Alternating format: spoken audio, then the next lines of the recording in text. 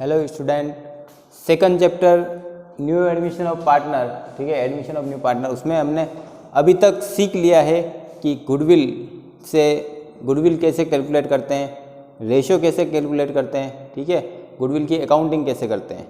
तो जो हमारा एडजस्टमेंट थे उसमें हमारा अगला टॉपिक जो था, अगला पॉइंट वो था revaluation of assets and liabilities, asset और लाइबिलिटीज़ की रीवैल्यूएशन करना।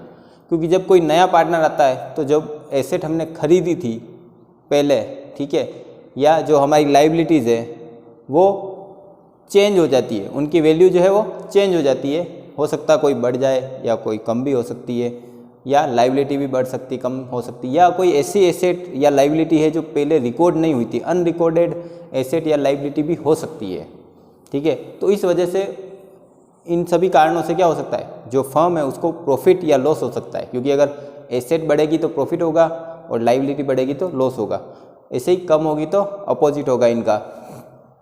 तो इन सब कारणों से क्या हो सकता है, फर्म को प्रॉफिट या लॉस हो सकता है। तो उस जो प्रॉफिट या लॉस है वो नया जो पार्टनर है उसको नहीं देना चाहिए या नहीं देना चाहेंगे पुराने पार्टनर। इस वजह से एक अकाउंट बनाया जाता है जिसको बोला जाता है रीवैल्यूएशन अकाउंट। तो ये रीवैल्यूएशन ऑफ एसेट और लाइबिलिटी इसी वजह से की जाती है कि जो उसका एडवांटेज है या डिसएडवांटेज है वो नए पार्टनर को नहीं मिले, ठीक है। अगर प्रॉफिट होगा तो पुराने पार्टनर उनको नहीं देना चाहेंगे, और अगर लॉस होगा तो नया पार्टनर खुद ही नहीं लेना चाहेगा, वो खुद ही मना कर देगा। ओके, इसके लिए क्या किया जाता है, उनका रीवैल्यूएशन किया जाता है और नेट इफेक्ट निकाला जाता है कि फाइनली हो क्या रहा है, प्रॉफिट हो रहा है या लॉस, और फिर उसको ओल्ड पार्टनर ले लेते हैं अपने ओल्ड रेशियो में, जो उनका पुराना रेशियो होता है उसी में उनको डिवाइड करके दे देते हैं। इसके लिए जो अकाउंट बनाया जाता है उसको कहा जाता है रीवैल्यूएशन अकाउंट। इसका ही एक और नाम है P&L adjustment account, profit and loss adjustment account, ये इसी का ही नाम है, ठीक है। अगर आपके इस सेकंड चैप्टर में आ जाए कि P&L एडजस्टमेंट अकाउंट बनाओ तो वो यही अकाउंट होगा। इसकी जो नेचर है वो नॉमिनल है, ठीक है, ये नॉमिनल टाइप का अकाउंट होता है। नॉमिनल यानी जो प्रॉफिट एंड लॉस अकाउंट बनाते हैं हम उसी टाइप का ये अकाउंट, ठीक है। तो इसका फॉर्मेट है, यहाँ मैंने बना रखा है रीवैल्यूएशन अकाउंट, ठीक है। ये DR साइड है, ये CR साइड। तो इसमें आपको सबसे पहले लिखना है decrease in value of asset. Main चीज़ ये ध्यान रख लो कि इस साइड हमको लॉस लिखना है, ठीक है। तो लॉस का मतलब है कि एसेट की वैल्यू कम होना। अगर कोई एसेट कम हो जाती है तो इसका मतलब लॉस हो रहा है। इंक्रीज इन लाइबिलिटी, लाइबिलिटी बढ़ रही है हमारी, उसको इधर लिखना है। अनरिकॉर्डेड लाइबिलिटी, कोई लाइबिलिटी जो पहले रिकॉर्ड नहीं हुई है, ठीक है, तो वो भी क्या हमारे लिए लॉस ही है। तो ये तीनों चीज़ें क्या हमारे लिए लॉस है, तो इसको आपको DR साइड में लिखना है, ठीक है। तो इसकी मान लो जनरल एंट्री हो तो क्या हो सकती है इसकी जनरल एंट्री, जैसे ये DR साइड है तो आपको रीवैल्यूएशन अकाउंट को DR करना है। रीवैल्यूएशन अकाउंट DR2 उस एसेट का नाम आ जाएगा जो कम हो रही है।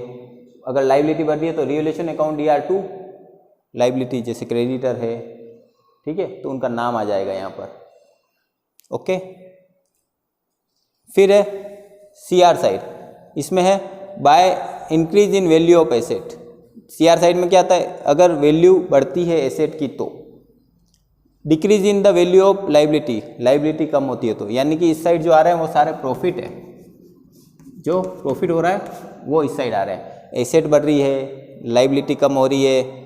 अनरिकॉर्डेड एसेट, कोई एसेट ऐसी है जो पहले रिकॉर्ड नहीं की थी अब रिकॉर्ड की है, तो ये हमारे लिए प्रॉफिट की बात है।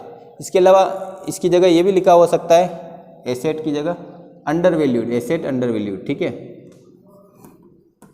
Assets under valued. Under valued का मतलब होता है पहले कम वैल्यू की गई थी तो अब हमको बढ़ानी पड़ेगी, तो इसका मतलब भी इंक्रीज इन एसेट ही है। तो एसेट अंडर वैल्यूड का मतलब क्या है, इंक्रीज इन एसेट। और लाइबिलिटी अंडर वैल्यूड का मतलब होगा इंक्रीज इन लाइबिलिटी। और एसेट ओवर वैल्यूड होगी, इसका मतलब एसेट को आपको कम करना है, ठीक है। अगर आ गया ओवर वैल्यूड एसेट के लिए तो इसका मतलब आपको क्या करना है, उसको कम करना है, ठीक है। तो ये हो सकता है। अब इन सबको लिखने के बाद आपको देखना है किस साइड की टोटल ज़्यादा है, ठीक है।